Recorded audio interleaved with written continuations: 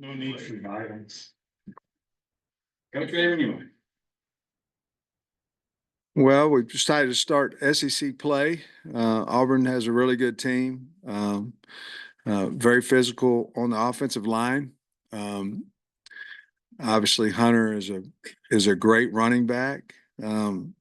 Their quarterback they brought in, Brown, had an exceptional game, 4 touchdowns, and can really sling the ball. They protected him well.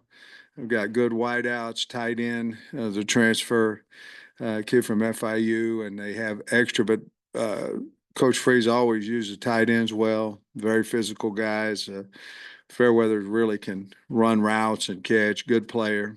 They're really good offensively. Defensively, a little different than what the coach was at A&M. A lot of odd, 3 down, a lot of blitzing. Over half the snaps are that way. They're using McLeod, their line McLeod, their Jack linebacker really well.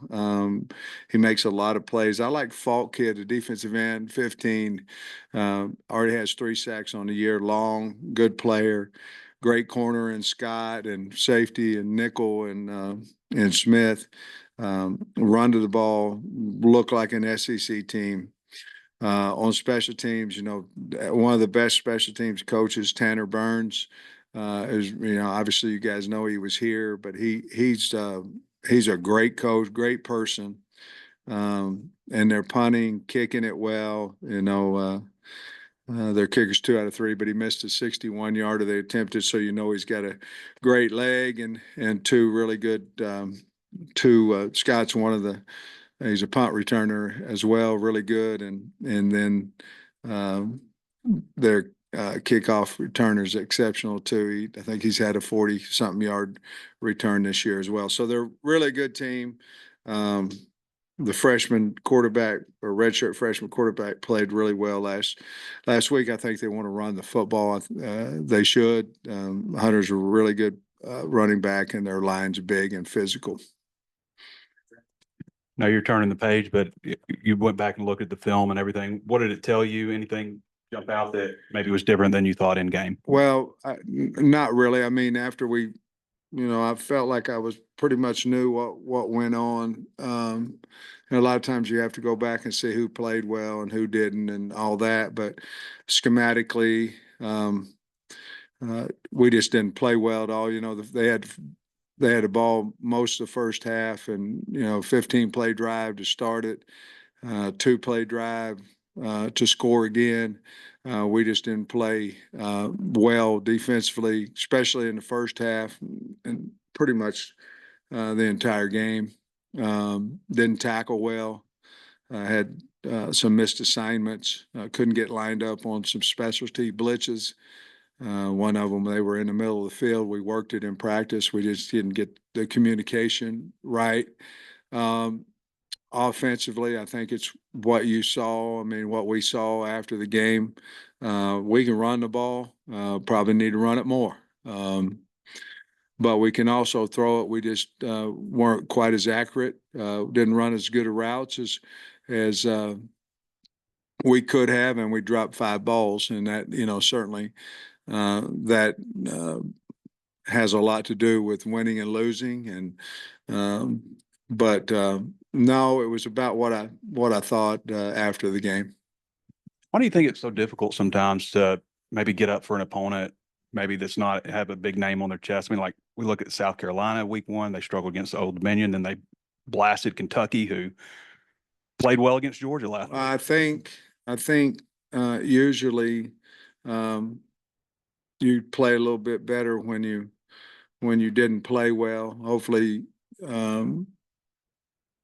you won the game, and you look at Kentucky, same thing. They were mad. They got focused and played a great game against Georgia. As much as you talk about, these games are about us versus us. I mean, the one Saturday was about us versus us. It's, we had better players. Hopefully we had as good a coaching staff as they did. And the fire that you play with is something that's expected, and so I don't know for sure how, obviously I think all of us coaches would like to figure that out, but I think I heard Kirby say, they were mad, they were embarrassed the week before Kentucky, and that's a little bit how we feel right now going into the Auburn game. So hopefully that's a good thing for us. You guys were so assignment sound, it felt like against Oklahoma State. And then Landon said there were just guys out of their gaps in the first half and said, well, can you put your finger on how, I guess it folds into the last question, how you play so well and sound one game and then maybe not the next. I think some of that, what happens is when you answer questions, sometimes it's like an excuse, but you have to answer the question. It's a good question. Some of it was we had a lot of guys that were hurt. They practiced, but the speed of practice, because we had them at all levels, hurt, wasn't what we want. Obviously, T-Will is vitally important to the teaching of defense and also the motivation. And he was gone out some, but we've got older players that understand that when they're supposed to be in the B gap, they're supposed to be in the B gap. I mean, I think a lot of times you don't get to that gap because you're not playing with the same urgency that you should be, and you get knocked out of your gap. I think it all boiled down to I don't think we played as hard as what we had in the first two games at times, and we have to get that fixed. What can you say about the availability of Braxton, Nichols, Clark? I'm leaving somebody out. Oh, Kudus. Well, Kudus will be out. Hudson, I would put him as doubtful. I think that comes out on Wednesday. You said Braxton. I anticipate Braxton being able to play. And you said somebody else, buddy. I forget who it was. Nichols. I think Nichols is better today than he was. He's better today than he was on Thursday of last week. So we thought he could play. Obviously, he couldn't. But I would anticipate him being ready to go. I was wondering if maybe you guys have been struggling to get the tight end involved in the pass game, or if maybe that's just been part of the plan, but it seemed like maybe we thought Luke would, maybe be catching a little bit more passes. Yeah, I mean, I don't think he had any on Saturday. We certainly have targeted plays for him. One thing or another, it might be an errant throw, protection, whatever it may be, he might get covered. But we understand the value of him, and certainly trying to get him the ball. We tried to get Gums the ball as well, and it just didn't work out. But we understand what we have in him, and Bobby and his staff are certainly targeting him the ball. It just didn't work out last week as much. I don't think maybe against Oklahoma State, I don't think he had a whole lot of catches as well, but the big one there to tie it up. But no, we know what we have. We're trying to get him the ball. You guys prepared for Peyton Thorne last year when you played Auburn. You got Hank Brown. I guess, do you see anything different between the two on film, and maybe go a little bit more in depth on what you saw from Brown on Saturday? Well, I think one game, from Brown, but the difference in their offense is really with Thorne, it was more of a zone read, keep the ball, give the ball, counter read, give the ball, keep the ball. They threw more RPOs with Brown. So it's the same principle. You're giving it or you're throwing it. I think with Thorne, a little bit more they gave it or he kept it.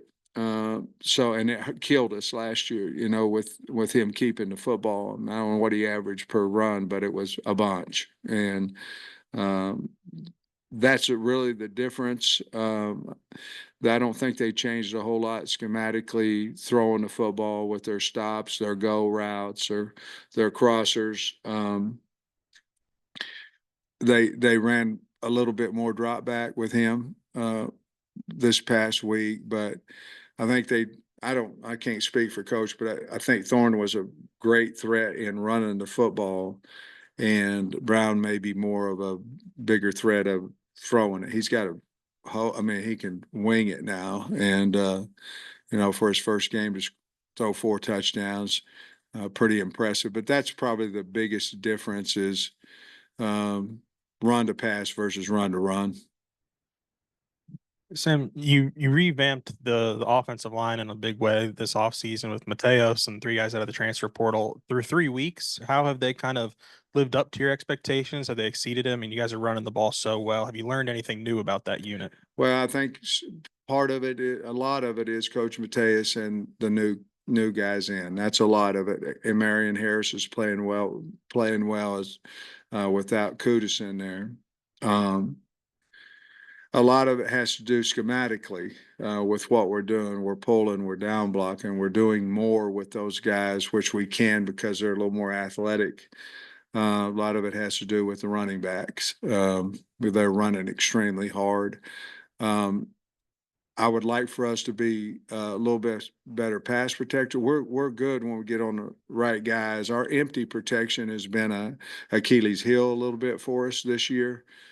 Certainly are working on, but we have made inside the 25 on just a simple slide that we should have slid to the corner coming off the edge, and we did, and it was a sack. So we just had to get clued in better assignment wise on empty protection, and we probably need to run the ball more. Bobby and I talked about it. He said, yeah, we're averaging a bunch over 6 carry and have some good backs. So really pleased because, I think you can end up winning close games when you can run the football. And so I'm really pleased with that part of it, but Eric's done a good job with them, and we hit on the transfer portal.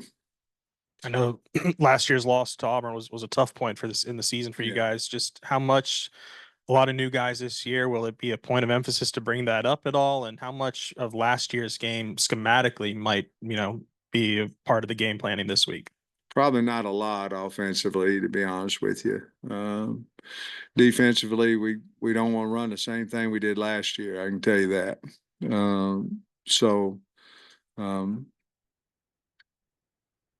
They want to run the football. We have to find a way for them not to. I mean, they're good at it. They're big. They're physical. Now I think they're really confident in throwing the football as well with Brown. But they're a run-first offensive football team. Defensively, schematically, again, with us having a new coordinator and them having a new, totally different package, it'll kind of be like a new deal between both of us from last year. But I thought they whipped us in special teams last year as well, and so we're trying to make some changes there. But we're similar defensively, us and them offensively. So obviously we've got to make a few changes to stop what they were doing last year. We didn't get to ask you about this after the game, but UAB tried that onside kick in the first half. I just wonder if you thought that, the coverage and special teams was better last week than maybe against Oklahoma State. Yeah, I mean, we didn't punt, so that part of it, was null and void. But we really had the one return, our coverage wise. Yeah, I thought we covered pretty well on the kickoff. I think they got it to the 27 maybe on the one, and then I thought we covered obviously it was a big play by Monte on the onside kick and did a really good job. I thought he was going to score, but he didn't, but he made a great play. Coach Dilfer said after the game that they had identified a vulnerability I guess. Is that something y'all have been able to identify yourself and sure up?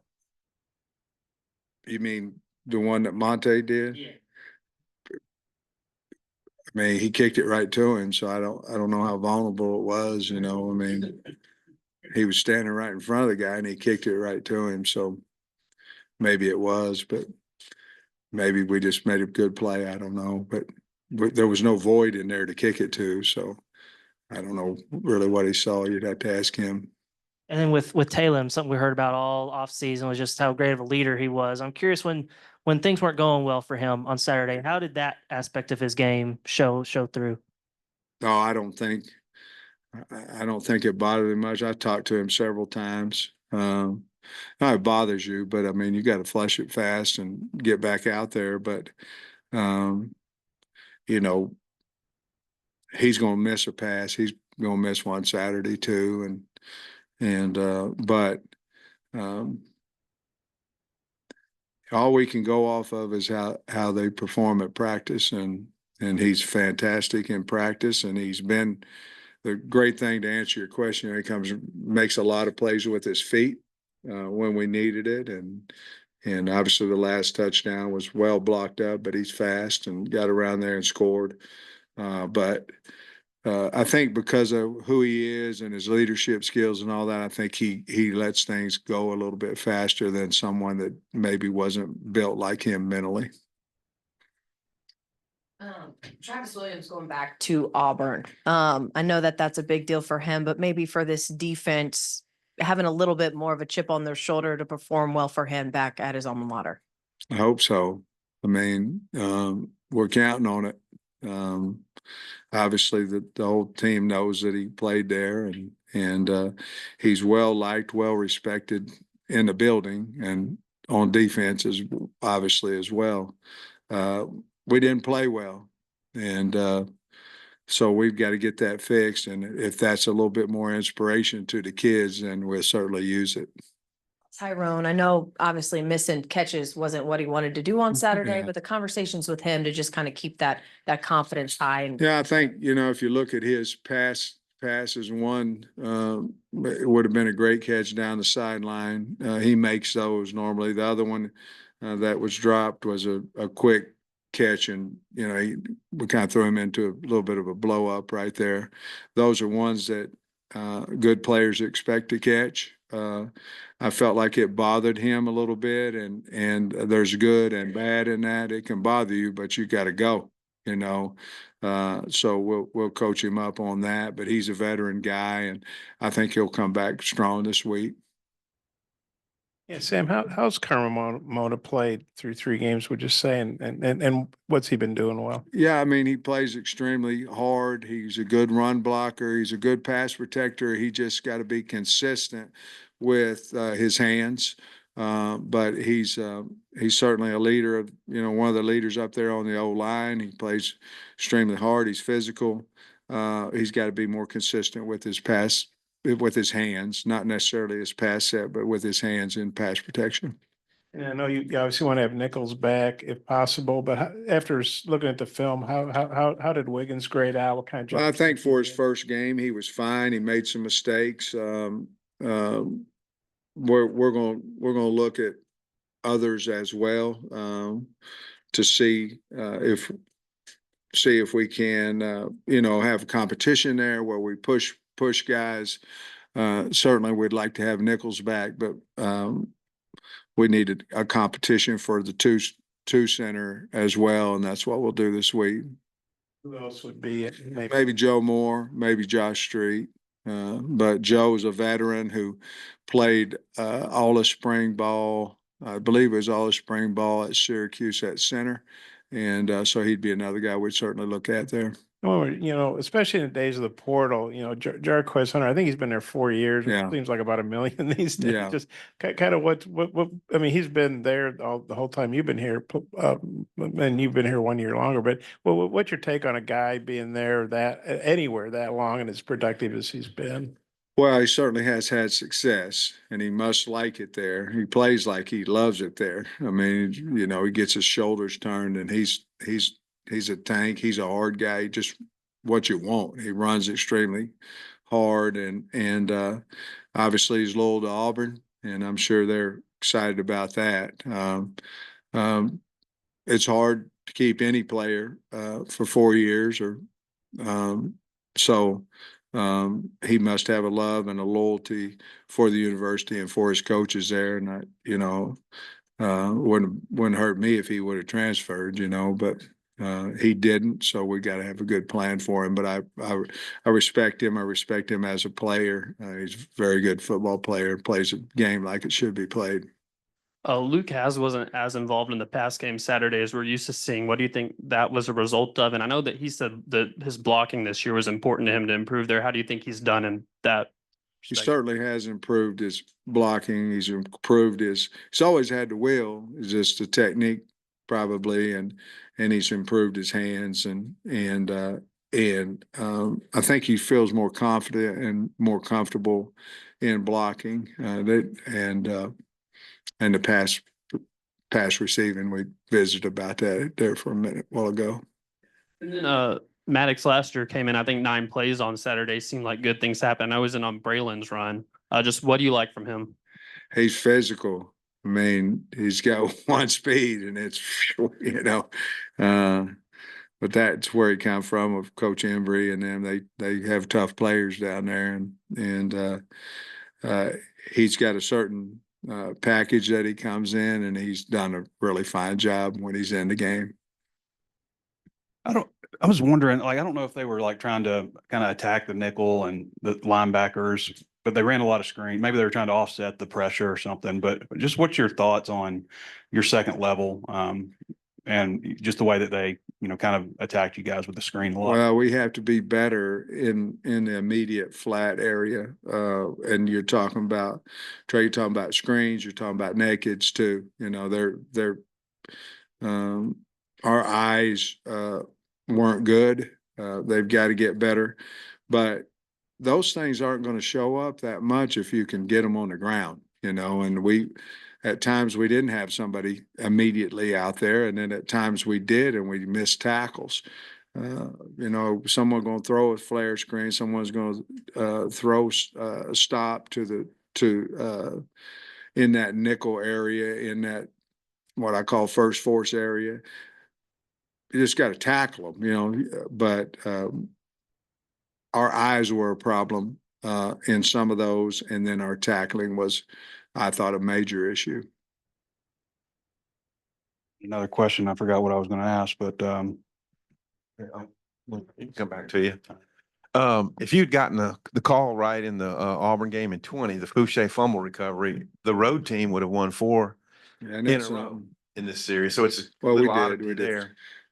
And the 22 game was one of your better games of that season. What can you speak to maybe those road performances? I don't know. I mean, because you guys are talking about, I think Saturday night you was talking about home, and we've even talked about noise at practice on a home game, because what happens with noise, your communication has to be better, because you're having it. Now it's just offensively, so it doesn't really affect the defense, but we've gone down there. It's right. My first year had a really good game. It was raining, if you remember. And then 2 years ago, we went out there, and then they came in here the last 2, just what you said. So hopefully the trend keeps going, and we can go up there, and I think we'll play really well. I think they will too, and we'll find out what happens. But we've seen to be able to handle the noise. If you look at on tape, and that's the one thing we're going to talk about today, every team that's been in there, of course, this is their 4th home game in a row, and our 3rd out of 4, on the road. But the 3 teams that they played at home have been affected by the crowd and the noise, so we have to take that out of the game if at all possible. My question's about Landon, and it's kind of 2 parts. He got his hand, I think, on 2 passes on their final drive. And then also when the helmets came off, he was the next defender coming in both times. Do you have to train a guy to not hit him? you have to, you have to avoid them, but man, that was hard. That was a bam, bam deal. And I'm telling you what, and we can't grab the face mask or the helmet. Man, their helmets come off easy, and we can't do that. But yeah, they're supposed to stop when that helmet comes off, and we're supposed to stop. Matter of fact, they keep going, it's a penalty on them, and if we keep going, it's on us. But that was so bam bam, they just didn't call it. And then the passes at the end of the game, he tipped, how big those? Yeah, big. I mean, we tipped it, and TJ intercepted, and then he should have got down faster. But it was a big play. To be honest with you, they had a guy open down the seam for if he got the pass off. Potential they could have scored on that play. So really good. He's long, and Deke's done a nice job of.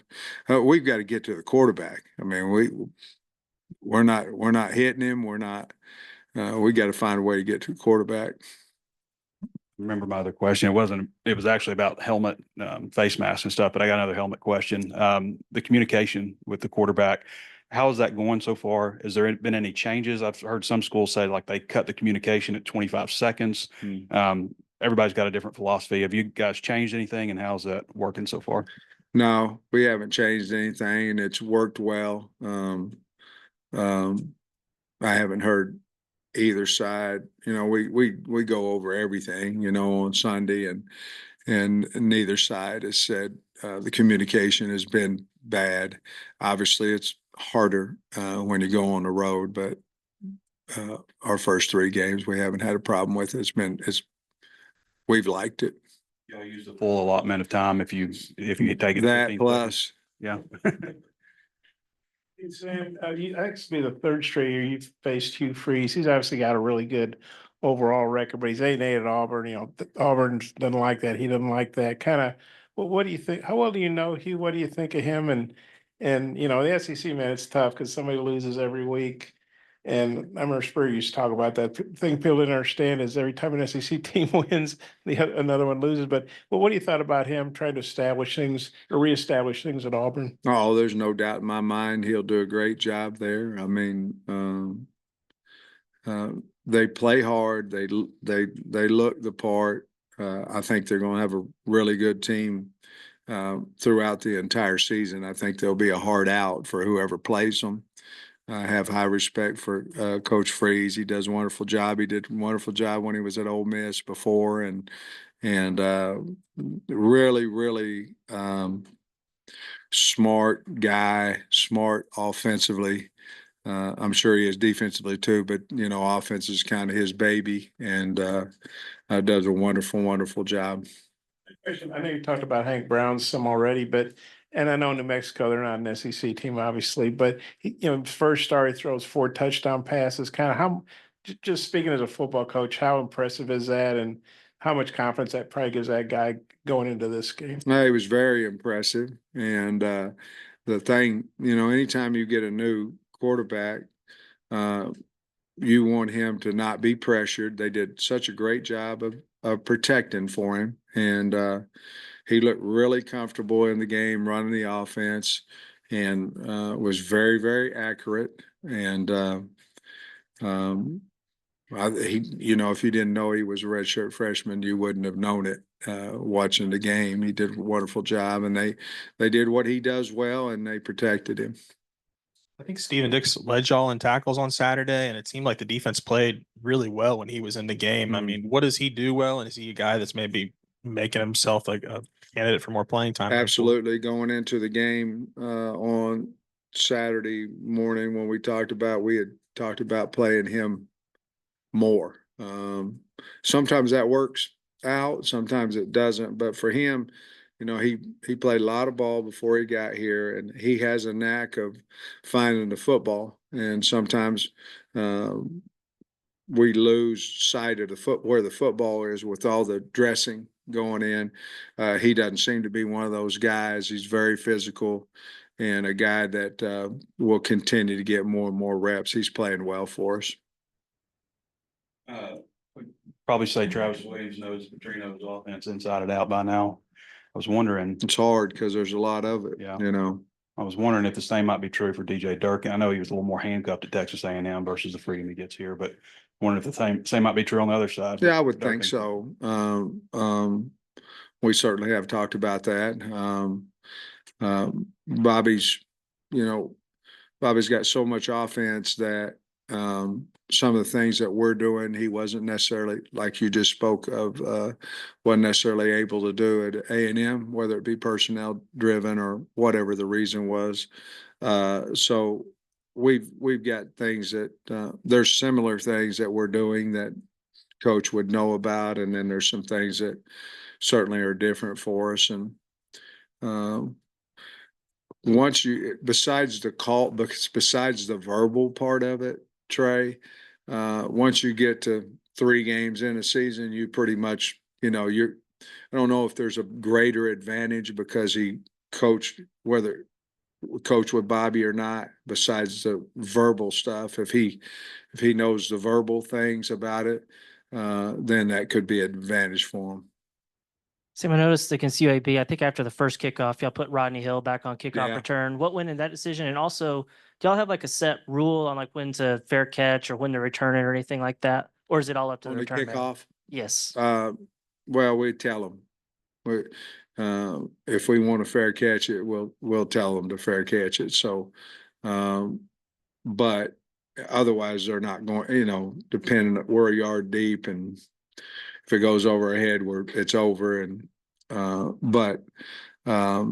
no, Rodney, I wanted him in there. I wanted him, he's done well in practice. So I told, Scott to put him in there and see what he could do. I have a lot of faith in him. So that was the only reason he was in there. Wasn't anything about Isaiah or anything.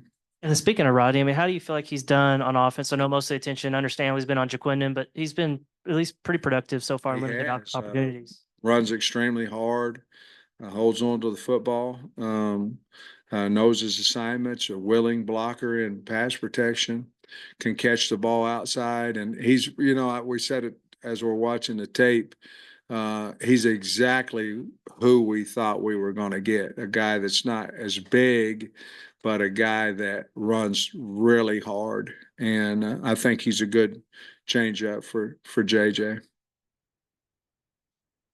Coach, appreciate you. All right, guys. Thank you.